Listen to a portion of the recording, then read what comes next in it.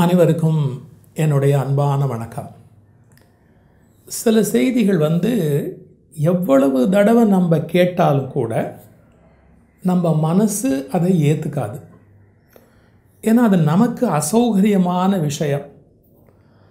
நம்ம எப்படின்னு கேட்டிங்கன்னா, இப்போ விவாதங்கள் பண்ணுறாங்க பாருங்கள், டிவியில், மேடைகளில்.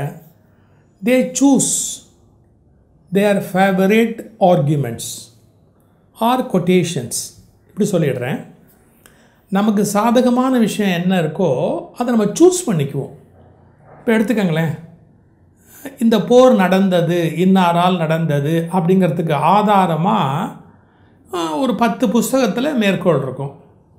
அது எல்லாமே பொய், கற்பனை அப்படின்னு இன்னும் ஒரு 10 புஸ்தகத்தில் மேற்கோள் இருக்கும். இப்போ நம்ம எந்த சைடு பேசலான்னு நினைக்கிறோமோ, எந்த சைடு பேசுனா நமக்கு லாபமோ அதுக்கு உரிய விஷயங்களை நம்ம சூஸ் பண்ணிக்குவோம். உண்மையை பற்றி நமக்கு அக்கறையே கிடையாது. கொஞ்சம் சிரமமான விஷயம். ஆனால் உண்மைகளை நேசிக்கிறவங்களுக்கு தான் அந்த வலி என்ன அப்படிங்கிறது தெரியும். உண்மை, முழு உண்மை அப்படிங்கிறத தேடுறவங்களுக்கு நிறைய வலி வரும், ஒன்றும் பண்ண முடியாது. இப்போ பாருங்களேன், இப்படி ஒரு அநீதி நடந்தது அப்படின்னு புஸ்தகத்தில் இருக்கும். அந்த அநீதி யார் யாருக்கெல்லாம் நடந்ததோ அவங்க குயோ முறையோன்னு கத்துவாங்க. பாருங்கள், எங்களுக்கு அநீதி ஆயிடுச்சு, எங்களுக்கு அநீதி ஆயிடுச்சு அப்படின்னு கத்துவாங்க. ஒரு உண்மையை அவங்க மறந்துடுவாங்க. ஏன்னா இப்போ யாருக்கு அநீதி இழைக்கப்பட்டதோ அவங்க கொஞ்சம் நாளைக்கு முன்னாடி இன்னொருத்தருக்கு ஒரு அநீதி இழைச்சிருப்பாங்க. அது 2 புஸ்தகத்தில் இருக்கும். அதெல்லாம் பற்றி இப்போ பேசாதீங்க, அதெல்லாம் காது கொடுத்து நாங்கள் கேட்க மாட்டோம், அதெல்லாம் சும்மா கற்பனை, அதெல்லாம் சும்மா அநியாயம், அது பொய்யா எழுதிட்டான். அதாவது நமக்கு என்னென்ன லாபகரமானதோ அதெல்லாம் உண்மை. நமக்கு எதெல்லாம் லாபம் இல்லையோ, நம்ம தரப்பில் என்ன தப்பு இருக்குன்னு சொல்லப்பட்டதோ அதெல்லாம் பொய். எந்த புஸ்தகத்தை வேணாலும் நம்ம பொய்ன்னு சொல்லிடுவோம். யார் எழுதியிருந்தாலும், எந்த நூற்றாண்டில் எழுதியிருந்தாலும் கூட சொல்லுவோம். ஏன்னா நம்மளை மாதிரி ஒரு அடாவடித்தனமான உயிரை நீங்கள் பார்க்க முடியாது. மனித குலம் ரொம்ப அடாவடித்தனமான ஒரு உயிர். அது எத்தனையோ உயிர்களை அழிச்சிட்டு இன்னும் அது நீடிச்சுக்கிட்டே இருக்குது. அதனால் நம்ம என்ன பண்ணுவோம், நிறைய உண்மைகளை அழிச்சிட்டோம். வரலாற்றில், வாழ்க்கையில், நம்முடைய உறவு முறைகளில், மதங்களில், கடவுளில், எல்லாத்துலேயுமே நம்ம எவ்வளவோ உண்மைகளை அழிச்சிட்டோம். ஆனால் அடாவடித்தனமாக நாம் என்ன சொல்கிறோமோ அதை மட்டுமே சாதிச்சுக்கிட்டு இருப்போம். சரி, இதை நான் திருப்பி பேசி என்ன பிரயோஜனம்? ஒன்றும் இல்லை. ஒன்றே ஒன்று மட்டும் சொல்கிறேன். அது மாதிரி ஒரு கான்செப்ட் தான் பிறவி மறுபிறவி அப்படிங்கிற ஒரு கருத்து. அதை எடுத்து விளக்கணும் அப்படிங்கிற என்னுடைய நோக்கத்தை நான் சொல்லியிருந்தேன் கொஞ்ச நாள் முன்னாடி. இது என்னுடைய லைஃப் லாங் தேடல், என்னுடைய வாழ்க்கை தேடல் அந்த கருத்து. ஏன்னா ஒரு சொல்லப்பட்டால் அது உண்மையா இல்லையா அப்படிங்கிறத நம்ம அறிஞ்சுக்கணும், முழு உண்மையா இல்லையா அப்படின்னு நம்ம அறிஞ்சுக்கணும் அப்படிங்கிறது என்னுடைய உயிர் வேட்கை. இருக்கட்டும், எனக்கு ஒரு குறுஞ்செய்தி வந்தது. எமிரேட்ஸ் ஃப்ளைட் பறந்துக்கிட்டு இருக்கு. ஒரு சின்ன பையன், ரொம்ப சின்ன வயசு, 7-8 வயசுக்குள்ளே இருக்கும். அவன் என்ன சொல்கிறான், தன்னுடைய அப்பா அம்மாட்ட அந்த காக்பிட்டில் போய் நான் பைலட் கேப்டன், இந்த விமானத்தை இயக்குகிறாரு, அவரோட பேசணும் அப்படிங்கிறான். அது சுலபம் இல்லைங்க, சுலபத்தில் அனுமதிக்க மாட்டாங்க. எஸ்பெஷலி இந்த டெரரிஸ்ட் அட்டாக்லாம் வந்ததுக்கப்புறம் அந்த கேபின் கதவை திறக்கிறதா இருந்தாலே இந்த உணவு கொடுக்கறதுக்கு ஒரு வண்டி வச்சுருப்பாங்க, ஏர் ஹோஸ்டர்ஸ், அதை வச்சு மறிச்சிடுவாங்க. யாரும் இப்படி ஓடிடக்கூடாது உள்ளுக்குள்ளே அப்படிங்கிறதுக்காக அந்த கேபின் கதவை திறந்து உள்ளேருந்து கேப்டன் வெளியே வரதா இருந்தாலோ இல்லை உள்ளே போய் ஒரு சாப்பாடு கொடுக்குறதா இருந்தால் கூட அந்த கதவை மறைச்சிடுவாங்க. ஏன்னா யாரும் உள்ளே போயிட்டால் கேபினில் போய் மிரட்டிட்டா என்ன ஆகுறது, விமானத்தை கடத்திடுவாங்கல்ல. ஸோ ரொம்ப பாதுகாப்பான ஏரியா, அதில் யாரையும் அனுமதிக்க மாட்டாங்க. ஆனால் அந்த பையன் பிடிவாதமாக சொல்கிறான், நான் போகணும், அங்கே போய் அந்த கேப்டனை பார்க்கணுன்னு. அப்புறம் அவருக்கு தகவல் கொடுக்குறாங்க. சரி, அந்த பையனை வர சொல்லு அப்படிங்கிறார். சின்ன பையன். அவன் உள்ளே போனவன் அந்த விமானி தலைவர், விமானத்தினுடைய கேப்டன், அவன்கிட்ட பேசுகிறான். பாருங்கள், வியப்பாக இருக்குது.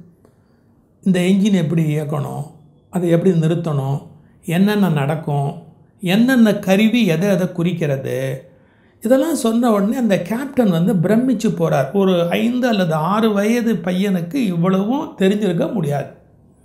ஏரோநாட்டிக்கல் இன்ஜினியரிங் படித்து இல்லை பைலட் ட்ரைனிங் போய் விமானத்தில் ரொம்ப வருஷம் சர்வீஸில் இருந்து கேப்டன் லெவல் வரைக்கும் மேலே போய் அப்படியெல்லாம் ஆனவர்கள் என்ன பேசுவார்களோ அதை அந்த பையன் பேசுகிறான்.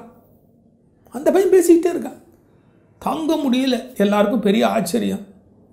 உடனே அந்த கேப்டன் என்ன சொல்கிறாரு, I want to see your father and mother, உங்கள் பேரண்ட்ஸை நான் பார்க்கணும், I will come and see them அப்படிங்கிறார். நான் வந்து பார்க்குறேன் அப்படிங்கிறார்.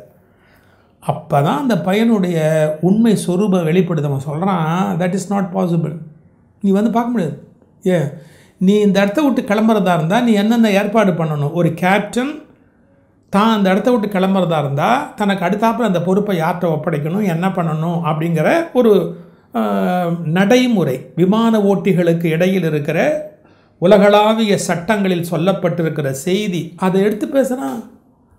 அப்போ அந்த கேப்டன் சிரிச்சுக்கிட்டே சொன்னால், இதெல்லாம் இருந்தது முன்னாடி, இப்போ மாறி இருக்கு, இப்போ சிஸ்டங்கள்லாம் மாறி இருக்கு, அதனால் நீ கவலைப்படாத, நான் வந்து உன் பெற்றோர்களை பார்க்குறேன். அது போய்கிட்டே இருக்கு அந்த சம்பாஷணை. இதை விடுங்க. என்ன டெரைவ் பண்ணுறாங்க? இது கல்வியின் மூலம், படிப்பின் மூலம், தகவல் அறிவின் மூலம், ஏதோ ஒன்றை தெரிந்து கொள்வதன் மூலம் கண்டிப்பாக இதை தெரிந்து கொள்ள முடியாது. அவனை கேட்குறாங்க, பிறகு என்னடா நீ எப்படிடா இப்படின்னு? நான் கேப்டன்கிறான், நான் விமானம் ஓட்டியிருக்கேன் அப்படிங்கிறான். பிறகு வரலாற்றில் உள்ளே போய் அவன் சொன்ன உண்மையெல்லாம் சரியா அந்த மாதிரி இருந்திருக்கா எல்லாம் பார்த்தா எவ்ரிதிங் வாஸ் ட்ரூ. இப்போ நம்ம எப்படி முடிவெடுக்கிறது? அதாவது ஒரு விபத்தில் அந்த நபர் இறந்து போயிட்டார். இறந்து போனாலும் அவருக்கு அந்த கல்வி மறக்கலை.